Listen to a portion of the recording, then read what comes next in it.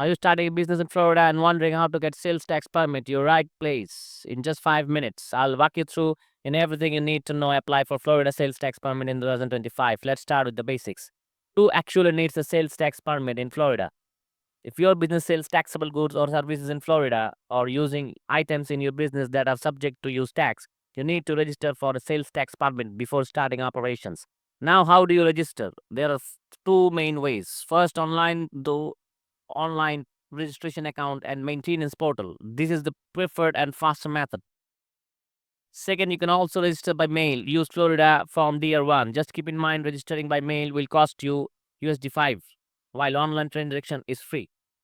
Here, what you'll need to do: complete your registration, your business name and physical address, contact and mailing info, your federal employer identification number or FEIN, bank account and routing info you'll be filing or paying electronically, owner and officer details including social security numbers and driver license, start date of your business activities, a description of what your business does, and if you have employees, some employment and payroll details too. Wondering how long it takes? One registered, you can usually get your certificate number online within 3 business days. Good news, Florida sales tax permits do not expire and don't need to be renewed. One less thing to worry about on your compliance checklist.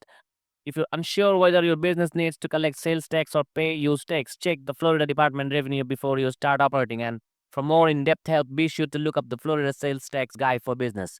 That's your complete 2025 guide to getting sales tax permit in Florida. If this helped, don't forget to like, subscribe, and check out my other videos or small business setup and compliance tips. Thanks for watching.